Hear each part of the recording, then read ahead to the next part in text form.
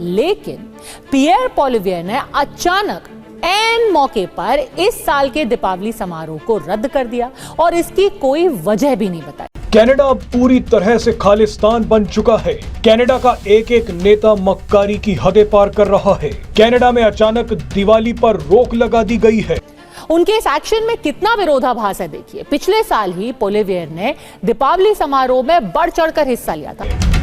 इस खबर ने भारत के साथ साथ दुनिया भर के हिंदुओं को हिलाकर रख दिया है। कनाडा ने एक ऐसी जंग शुरू कर दी है जिसे अब भारत खत्म करेगा। लेकिन मजे की बात तो यह है कि दिवाली पर बैन लगाकर कनाडा के साथ बहुत बड़ी अनहोनी हो गई है।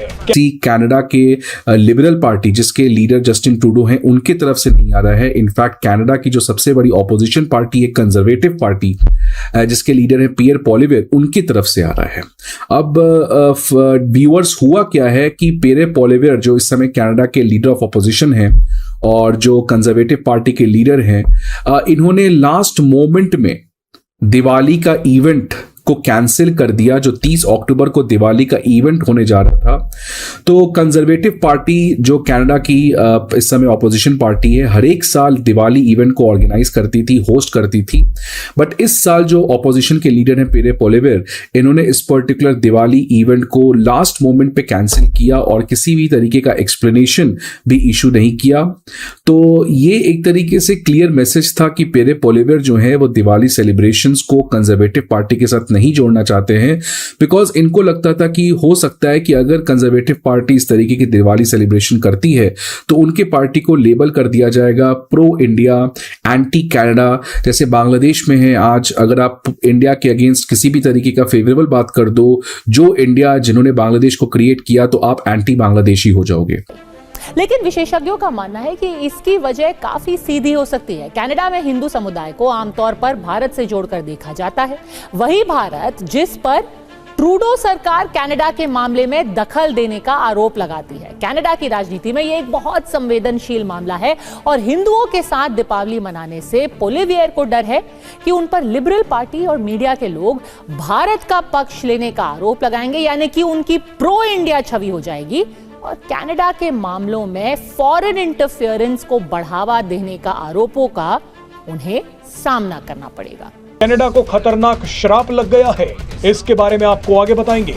लेकिन सबसे पहले देखिए कि कनाडा ने भारत और हिंदुओं पर कितना बड़ा हमला कर दिया है। दरअसल कनाडा हिंदू फोरम नाम के एक संगठन ने बताया है कि कनाडा के विपक्षी नेता पियर पोलिवियर और उनकी कंजर्वेटिव पार्टी ने दिवाली उत्सव को रद्द कर दिया है। हिंदू फोरम ने कंजर्वेटिव पार्टी के इस फैसले पर नाराजगी जताते हुए कहा है कि जो त्योहार वैश्विक स्तर पर एकता और प्रकाश का पर्व माना जाता है, उसी त्योहार को रद्द करना एक बड़े सामुदायिक हिस्से को छोड़ने जैसा है।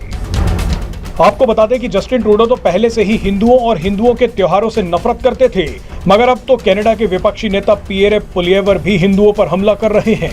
ये सब कुछ खालिस्तानी करवा रहे हैं। यहाँ आपके लिए ये जानना जरूरी है कि पियर पोलिवियर इतने खास क्यों हैं।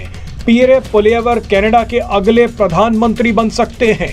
ये वही पियर पोलिवियर हैं जिन्होंने जस्टिन ट्रूडो के खिलाफ कैंपेन में हिंदुओं से समर्थन मांगा था। ये टीका लगाकर मंदिरों के चक्कर काटते रहे, हिंदुओं का दिल जीतते रहे, मगर एक ही झटके में पियर पोलिवियर ने खालिस्तानियों के लिए हिंदुओं को धोखा दे दिया। दरअसल जस्टिन ट्रूडो की लोकप्रियता सबसे निचले स्तर पर पहुंच चुकी है। जस्टिन ट्रूडो को हारता देख खालिस्तानी नेता जगमीत सिंह ने कुछ समय पहले ही जस्टिन ट्रूडो की लिबरल पार्टी से अपना समर्थन वापस ले लिया था। जगमीत सिंह ने पियर पोलिवियर पर अब डोरे डालने शुरू कर दिए हैं। पाकिस्तान लाइव के मुअज़्ज़िज़ नाज़रीन, अस्सलामु अलैकुम। कनाडा ने एक बार फिर भारत को ऐसी चोट पहुंचाई कि भारतीय मीडिया की चीखें निकल गई। कनाडा ने दिवाली पर ही पाबंदी लगा दी, जिस पर भारतीय मीडिया ने शोर मचाना शुरू कर दिया कि कनाडा हमारी दुश्मनी में इतना आगे बढ़ गया है कि अब हिंदू त्यौहार मनाने भी छोड़ दिए हैं। यकीनन ये एकदम भारतीय मीडिया के लिए एक बड़ा झटका साबित हो रहा है। भारतीय मीडिया ने कनाडा के खिलाफ भरपूर प्रोपेगेंडा शुरू कर दिया है और इसे भारत के मजहबी जज्बात को ठेस पहुंचाने का इकदाम करार दे रहा है। दिवाली भारत में एक निहायत अहम त्यौहार है और कनाडा में हिंदू कम्युनिटी भी इसे भरपूर तरीके से मनाती है, लेकिन कनाडा के इस फैसले ने भारतीय मीडिया को एक और तनकीद का मौका फराहम कर दिया है। भारतीय मीडिया का दावा है कि कनाडा ने इस इक़दाम से न सिर्फ हिंदुओं की दिल आजारी की है बल्कि आलमी सतह पर भारत को नीचा दिखाने की कोशिश भी की है। भारतीय एंकर्स का कहना है कि ये सब कनाडा के वजीर आजम जस्टिन ट्रूडो के पाकिस्तान और खालिस्तान के हामियों से करीबी ताल्लुकात का नतीजा है। उसके अलावा भारतीय मीडिया ने यह भी कहा कि कनाडा के इस फैसले से चीन को फायदा पहुंचेगा, क्योंकि चीन भारत के खिलाफ दीगर ममालिक को उकसाता रहा है। भारत ने कनाडा पर इल्जाम लगाया कि चीन और पाकिस्तान के दबाव में आकर वो भारत के खिलाफ मुसलसल इकदाम कर रहा है। इसके अलावा भारतीय मीडिया के कई तज्जियाकार कनाडा को पाकिस्तान और खालिस्तान का हामी मुल्क करार दे रहे हैं और कह रहे हैं कि कनाडा भारत को बैनुल-अक़वामी सतह पर बदनाम करने की साजिशों में मसरूफ है। अब देखना यह है कि कनाडा और भारत के ताल्लुकात इस सूरत हाल में मजीद कैसे बिगड़ते हैं और कनाडा की हुकूमत भारतीय मीडिया के इन इल्जामात पर क्या रद्द-ए-अमल देती है। इस हवाले से भारतीय मीडिया पे क्या शोर शराबा है, इस वीडियो में देखें। वीडियो में आगे बढ़ने से पहले मेरे चैनल पाकिस्तान लाइव को सब्सक्राइब जरूर करें ताकि आने वाली वीडियो अपडेट से आगाह रहें। पियरे पोलिएवर भी जानते हैं कि वो जस्टिन ट्रूडो से ज्यादा सीटें तो ले आएंगे, मगर सरकार बनाने के लिए उन्हें भी खालिस्तानी सांसदों की जरूरत पड़ेगी।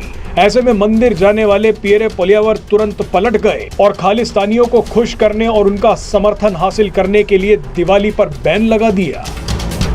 कनाडा में जबरदस्त खालिस्तानी वोट हैं, हिंदुओं से भी ज्यादा। बहरहाल यहाँ एक चीज सुकून देने वाली हुई है, कनाडा अब अपनी पहचान खो चुका है और वो खालिस्तान के इशारे पर काम कर रहा है। खालिस्तानियों ने कनाडा की सरकार और कई शहरों पर कब्जा कर लिया है। कनाडा जो कभी खुलकर फैसले लेता था, वो आज खालिस्तानियों से निर्देश ले रहा है।